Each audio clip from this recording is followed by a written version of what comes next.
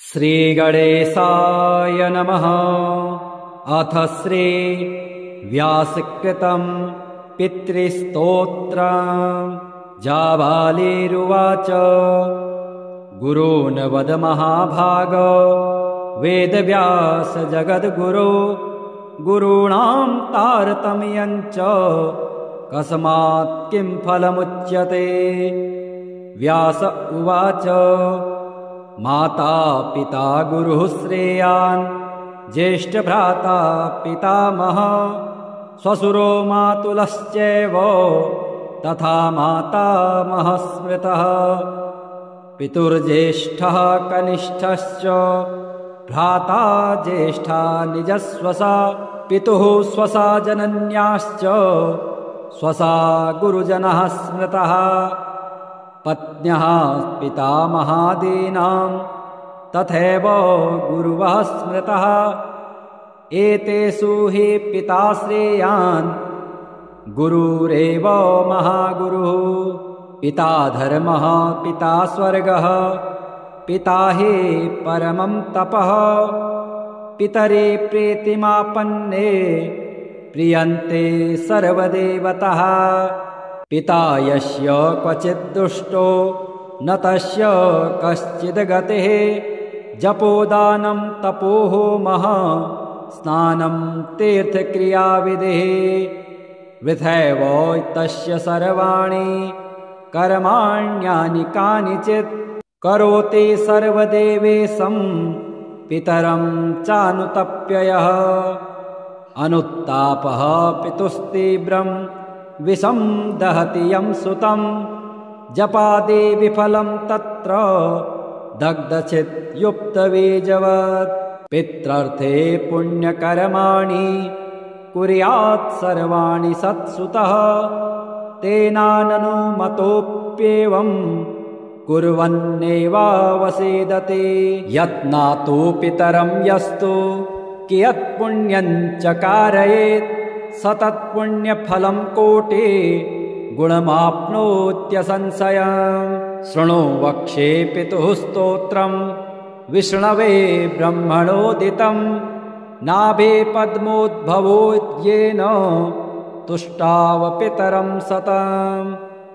ब्रह्मोवाच ॐ नमः पित्रे जन्मदात्रे सर्वदेवमयाय च सुखदाय प्रसन्नाय सुप्रीताय महात्मने। सर्वयज्ञस्वरूपाय स्वर्गाय परमेष्टिने। सर्वतीर्थावलोकाय करुणासागराय च नमः। सदासुतोषाय शिवरूपाय ते नमः। सदापराधक्षमिणे सुखाय सुखदाय च। दुर्लभं मानुषमिदं येन लब्धं मया वपुः। संभावनीयं धर्मार्थे तस्मै पित्रे नमो नमः। तीर्थस्नानतपोहोम जपादे यस्य दर्शनं। महागुरुश्च गुरुवे तस्मै पित्रे नमो नमः। यस्य प्रणामस्तवनात् कोटिशः पितृतर्पणम्। अश्वमेध शतैस्तुल्यं तस्मै पित्रे नमो नमः। इदं स्तोत्रं पितुः पुण्यं यः पठेत् प्रयतो नरः। प्रत्यहं प्रातरुत्थाय पितृश्राद्धदिनेऽपि च। स्वजन्मदिवसे साक्षात् पितुरग्रे स्थितोऽपि वा न तस्य दुर्लभं किञ्चित् सर्वज्ञतादिवाञ्छितं।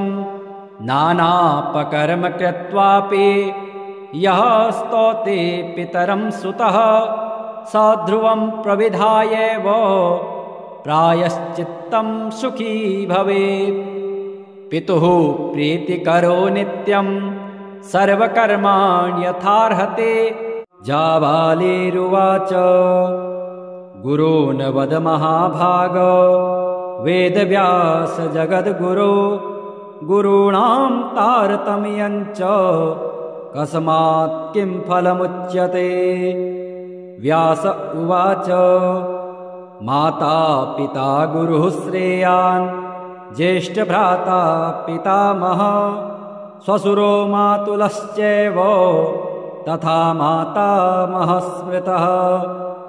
पितुर्ज्येष्ठः कनिष्ठश्च भ्राता ज्येष्ठा निजस्वसा पितुः स्वसा जनन्याश्च स्वसा गुरुजनः स्मृतः।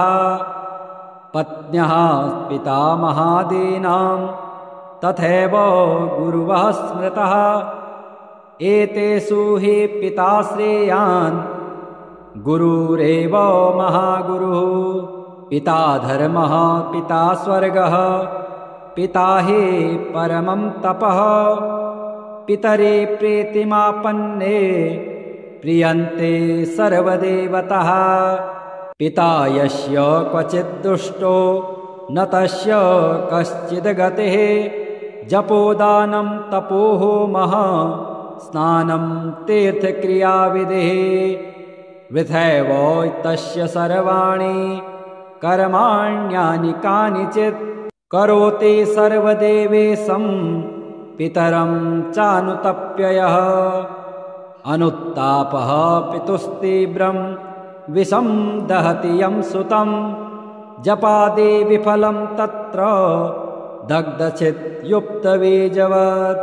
पित्रर्थे पुण्यकर्माणि कुर्यात् सर्वाणि सत्सुतः। तेनाननुमतोऽप्येवं कुर्वन्नेवावसेदते। यत्नातु पितरं यस्तु कियत्पुण्यं च कारयेत् स तत्पुण्यफलं कोटि गुणमाप्नोत्यसंशयम्। शृणु वक्ष्ये पितुः स्तोत्रं विष्णवे ब्रह्मणोदितं। नाभे पद्मोद्भवो येन तुष्टाव पितरं सतम्। ब्रह्मोवाच ॐ नमः पित्रे जन्मदात्रे सर्वदेवमयाय च। सुखदाय प्रसन्नाय सुप्रीताय महात्मने। सर्वयज्ञस्वरूपाय स्वर्गाय परमेष्टिने। सर्वतीर्थावलोकाय करुणासागराय च। नमः सदाशुतोषाय शिवरूपाय ते नमः। सदापराधक्षमिणे सुखाय सुखदाय च। दुर्लभं मानुषमिदं येन लब्धं मया वपुः। संभावनीयं धर्मार्थे तस्मै पित्रे नमो नमः। तीर्थस्नानतपोहोम जपादे यस्य दर्शनं। महागुरुश्च गुरवे तस्मै पित्रे नमो नमः। यस्य प्रणामस्तवनात् कोटिशः पितृतर्पणम्। अश्वमेधशतैस्तुल्यं तस्मै पित्रे नमो नमः। इदं स्तोत्रं पितुः पुण्यं यः पठेत् प्रयतो नरः। प्रत्यहं प्रातरुत्थाय पितृश्राद्धदिनेऽपि च। स्वजन्मदिवसे साक्षात् पितुरग्रे स्थितोऽपि वा न तस्य दुर्लभं किञ्चित् सर्वज्ञतादिवाञ्छितं। नानापकर्म कृत्वापि यः स्तौति पितरं सुतः स ध्रुवं प्रविधायैव प्रायश्चित्तं सुखी भवेत्। पितुः प्रीतिकरो नित्यं सर्वकर्माण्यथार्हते। जाबालिरुवाच गुरून् वद महाभाग वेदव्यास जगद्गुरो। गुरूणां तारतम्यं च कस्मात् किं फलमुच्यते। व्यास उवाच माता पिता गुरुः श्रेयान् ज्येष्ठभ्राता पितामहः श्वशुरो मातुलश्चैव तथा मातामहः स्मृतः।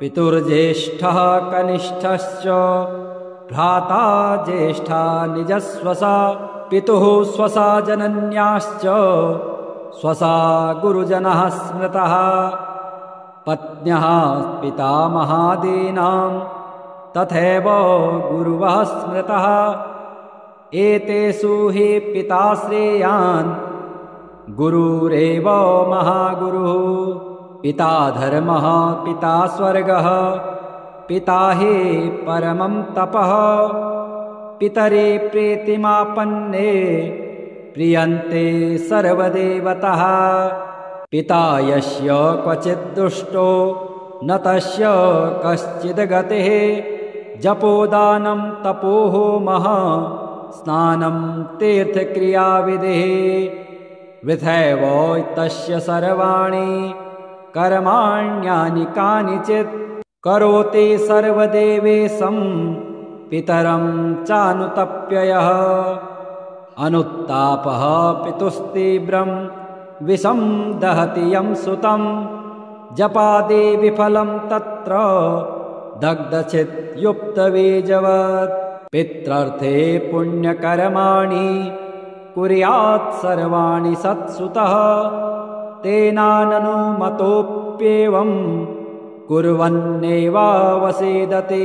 यत्नातो पितरं यस्तु कियत्पुण्यं च कारयेत् सतत्पुण्यफलं कोटि गुणमाप्नोत्यसंशयम् शृणु वक्ष्ये पितुः स्तोत्रं विष्णवे ब्रह्मणोदितं नाभे पद्मोद्भवोद्येन तुष्टाव पितरं सतम् ब्रह्मोवाच ॐ नमः पित्रे जन्मदात्रे सर्वदेवमयाय च सुखदाय प्रसन्नाय सुप्रीताय महात्मने सर्वयज्ञस्वरूपाय स्वर्गाय परमेष्टिने सर्वतीर्थावलोकाय करुणासागराय च नमः सदाशुतोषाय शिवरूपाय ते नमः सदापराधक्षमिणे सुखाय सुखदाय च दुर्लभं मानुषमिदं येन लब्धं मया वपुः संभावनीयं धर्मार्थे तस्मै पित्रे नमो नमः तीर्थस्नानतपोहोम जपादे यस्य दर्शनं महागुरुश्च गुरुवे तस्मै पित्रे नमो नमः यस्य प्रणामस्तवनात् कोटिशः पितृतर्पणम् अश्वमेध शतैस्तुल्यं तस्मै पित्रे नमो नमः इदं स्तोत्रं पितुः पुण्यं यः पठेत् प्रयतो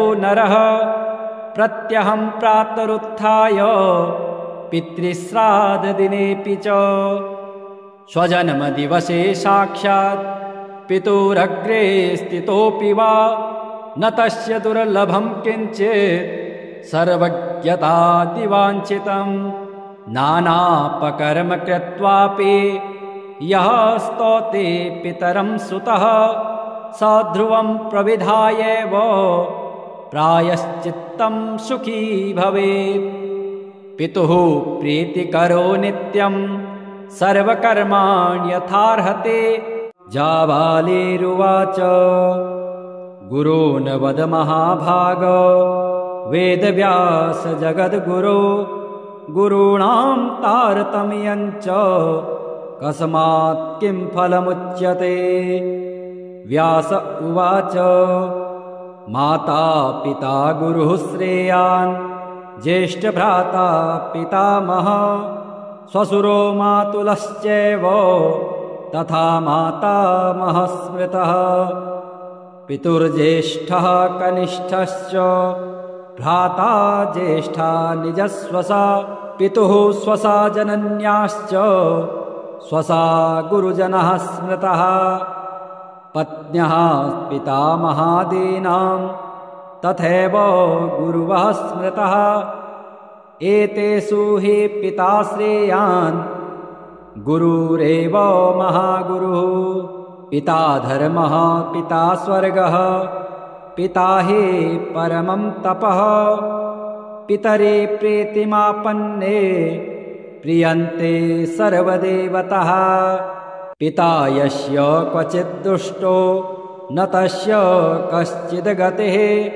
जपोदानं तपोहोमः स्नानं तीर्थक्रियाविधिः वृथैव तस्य सर्वाणि कर्माण्यानि कानिचित् करोति सर्वदेवेशं पितरं चानुतप्ययः अनुत्तापः पितुस्तीव्रं विषं दहति यं सुतं जपादि विफलं तत्र दग्धचिद्युक्तबीजवत् पित्रर्थे पुण्यकर्माणि कुर्यात् सर्वाणि सत्सुतः तेनाननुमतोऽप्येवं कुर्वन्नेवावसेदते यत्नातु पितरं यस्तु कियत्पुण्यं च कारयेत् सतत्पुण्यफलं कोटि गुणमाप्नोत्यसंशयम् शृणु वक्ष्ये पितुः स्तोत्रं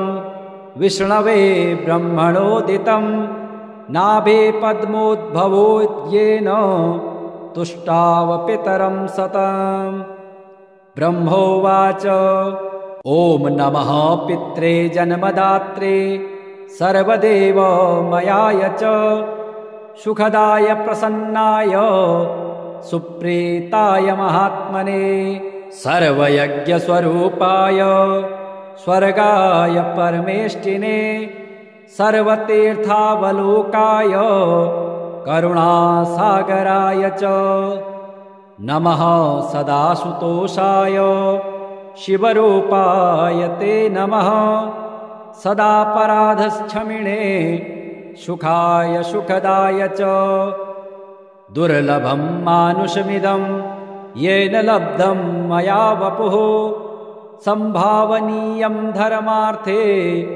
तस्मै पित्रे नमो नमः तीर्थस्नानतपोहोम जपादे यस्य दर्शनं महागुरुश्च गुरुवे तस्मै पित्रे नमो नमः यस्य प्रणामस्तवनात् कोटिशः पितृतर्पणम् अश्वमेधशतैस्तुल्यं तस्मै पित्रे नमो नमः इदं स्तोत्रं पितुः पुण्यं यः पठेत् प्रयतो नरः प्रत्यहं प्रातरुत्थाय पितृश्राद्धदिनेऽपि च स्वजन्मदिवसे साक्षात् पितुरग्रे स्थितोऽपि वा न तस्य दुर्लभं किञ्चित् सर्वज्ञतादिवाञ्छितं नानापकर्म कृत्वापि यः स्तौति पितरं सुतः स ध्रुवं प्रविधायैव प्रायश्चित्तं सुखी भवेत् पितुः प्रीतिकरो नित्यं सर्वकर्माण्यथार्हते जाबालिरुवाच गुरून् वद महाभाग वेदव्यास जगद्गुरो गुरूणां तारतम्यं च कस्मात् किं फलमुच्यते व्यास उवाच माता पिता गुरुः श्रेयान् ज्येष्ठभ्राता पितामहः श्वशुरो मातुलश्चैव तथा मातामहः स्मृतः पितुर्ज्येष्ठः कनिष्ठश्च भ्राता ज्येष्ठा निजस्वसा पितुः स्वसा जनन्याश्च स्वसा गुरुजनः स्मृतः पत्न्यः पितामहादीनां तथैव गुरुवः स्मृतः एतेषु हि पिता श्रेयान् गुरुरेव महागुरुः पिता धर्मः पिता स्वर्गः पिता हि परमं तपः पितरे प्रीतिमापन्ने प्रियन्ते सर्वदेवतः पिता यस्य क्वचिद्दुष्टो न तस्य कश्चिद्गतिः जपोदानं तपोहोमः स्नानं तीर्थक्रियाविधिः विधैव तस्य सर्वाणि कर्माण्यानि कानिचित् करोति सर्वदेवेशं पितरं चानुतप्ययः अनुत्तापः पितुस्तीव्रं विषं दहति यं सुतं जपादे विफलं तत्र दग्धचित्युक्तबीजवत् पित्रर्थे पुण्यकर्माणि कुर्यात् सर्वाणि सत्सुतः तेनाननुमतोऽप्येवं कुर्वन्नेवावसेदते यत्नातो पितरं यस्तु कियत्पुण्यं च कारयेत् स तत्पुण्यफलं कोटि गुणमाप्नोत्यसंशयम् शृणु वक्ष्ये पितुः स्तोत्रं विष्णवे ब्रह्मणोदितं नाभे पद्मोद्भवो येन तुष्टाव पितरं सतम् ब्रह्मोवाच ॐ नमः पित्रे जन्मदात्रे सर्वदेवमयाय च सुखदाय प्रसन्नाय सुप्रीताय महात्मने सर्वयज्ञस्वरूपाय स्वर्गाय परमेष्टिने सर्वतीर्थावलोकाय करुणासागराय च नमः सदासुतोषाय शिवरूपाय ते नमः सदापराधक्षमिणे सुखाय सुखदाय च दुर्लभं मानुषमिदं येन लब्धं मया वपुः संभावनीयं धर्मार्थे तस्मै पित्रे नमो नमः तीर्थस्नानतपोहोम जपादे यस्य दर्शनं महागुरुश्च गुरुवे तस्मै पित्रे नमो नमः यस्य प्रणामस्तवनात् कोटिशः पितृतर्पणम् अश्वमेधशतैस्तुल्यं तस्मै पित्रे नमो नमः इदं स्तोत्रं पितुः पुण्यं यः पठेत् प्रयतो नरः प्रत्यहं प्रातरुत्थाय पितृश्राद्धदिनेऽपि च स्वजन्मदिवसे साक्षात् पितुरग्रे स्थितोऽपि वा न तस्य दुर्लभं किञ्चित् सर्वज्ञतादिवाञ्छितं नानापकर्म कृत्वापि यः स्तौति पितरं सुतः स ध्रुवं प्रविधायैव प्रायश्चित्तं सुखी भवेत् पितुः प्रीतिकरो नित्यं सर्वकर्माण्यथार्हते जाबालिरुवाच गुरून् वद महाभाग वेदव्यास जगद्गुरो गुरूणां तारतम्यं च कस्मात् किं फलमुच्यते व्यास उवाच माता पिता गुरुः श्रेयान् ज्येष्ठभ्राता पितामहः श्वशुरो मातुलश्चैव तथा मातामहः स्मृतः